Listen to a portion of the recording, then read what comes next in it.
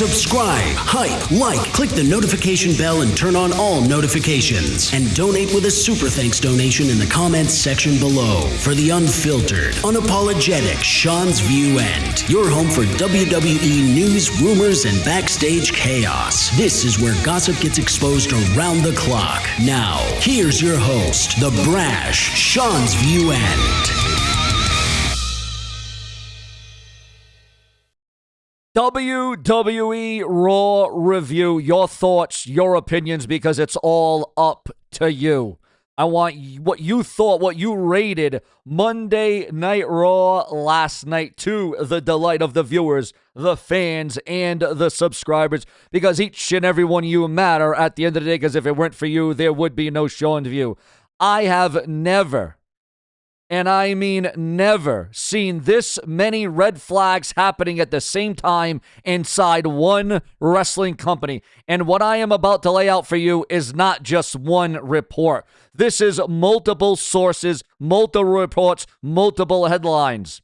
The dirt sheets, the observers, the 434, inside across the board, the backstage, all saying the same thing at the same time. And when that happens, you need to pay attention, because the WWE locker room is falling apart. And it starts with what they just did to Monday Night Raw last night. I am not exaggerating, viewers. I really am not. TKO just cut Raw off early again on Netflix, and fans are losing it. They are getting talent and cutting talent, and they're going to them. They're actually going up to them across the entire roster, demanding pay cuts. One majority and majorly, this is, I'm talking about not a curtain jerker, not a starter. I'm talking about guys that could draw, guys that are over, guys that are actually popular in the WWE, viewers, fans, and subscribers. One majorly push star just took a 50% slash to their paycheck, okay, just to keep their job, okay? The New Day said hell no and walked out right out the door. And right now, as I'm recording this, Roman Reigns, your current reigning world heavyweight champion, is in a full-blown standoff with TKO over his $15 million contract. Now, this is bad. Hit subscribe, hit that bell, and drop TKO in the comment section, and let me tell you everything, because this company is in trouble. Once again, WWE Monday Night Raw was cut off early on Netflix, and it seems like it's getting earlier and earlier. Remember when we were getting what we wanted, what we deserved? WWE Monday Night Raw, 3 hours. That's what was promised. That was what was brought to us. That's what we witnessed, and that's what we saw, a 3-hour Monday Night Raw. And then it went down to about 8 to 10:30. And then it seemed like it went down to about 8 to about 10:15, 10:20. It just seems like Raw is getting cut. It is getting trimmed. It is getting alternated, but not in the way that we would want, okay? The show faded to black while action was still happening in the ring. Fans watching at home, the people who are paying for Netflix, get robbed of the ending. And this is not a one-time thing, guys. This is a pattern with WWE Monday Night Raw being cut early and going off a lot sooner than anticipated, than expected. And here's what makes this so infuriating. The entire reason the WWE moved to Netflix era off the USA Network, which should have never left. USA and WWE Raw should have never broke up. That should have never went down. That should have never happened. The entire reason WWE moved to Netflix was supposed to be freedom.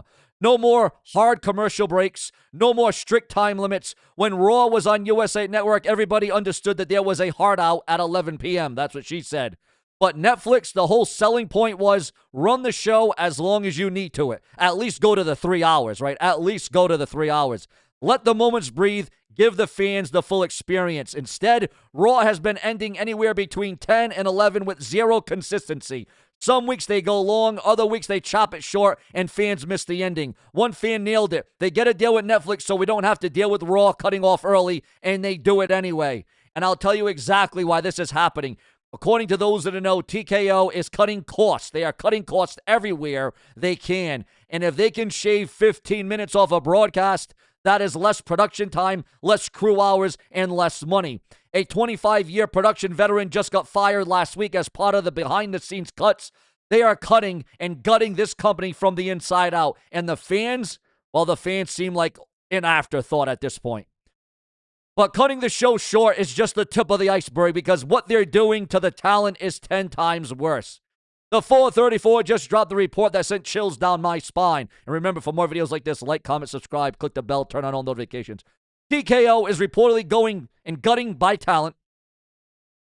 This is, guys, I got to shake my head at this one. I am just appalled. I am shocked. I got to blow chunks at this. I'm throwing up. My stomach is turning. It is churning.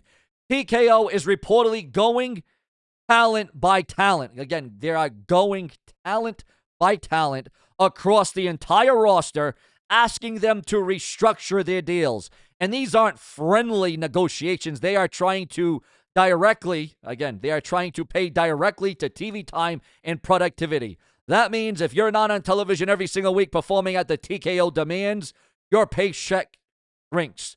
Perform or starve. That is the message that I'm getting, whether or not that is the message they are trying to put out there. And here's the part that should terrify every single person in the locker room. One majorly pushed star, somebody whose name you know, somebody who is on your television, has already accepted a 50% pay cut just to keep their spot. 50%, ladies and gentlemen.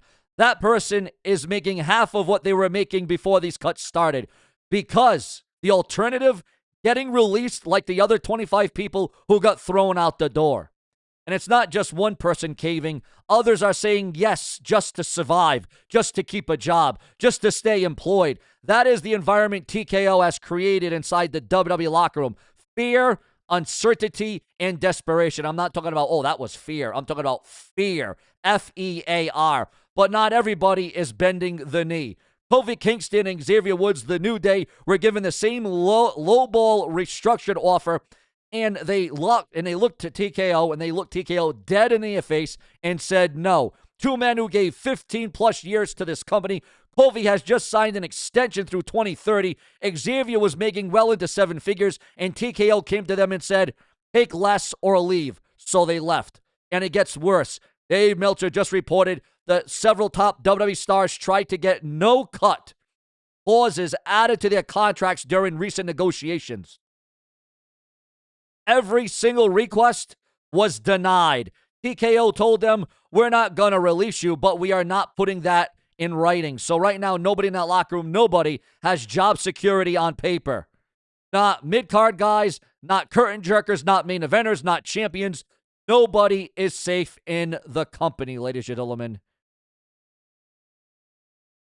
You know, here on this show, we try to satisfy your taste buds as concerns all things professional wrestling. But TKO is making a lot of people mad and not satisfying.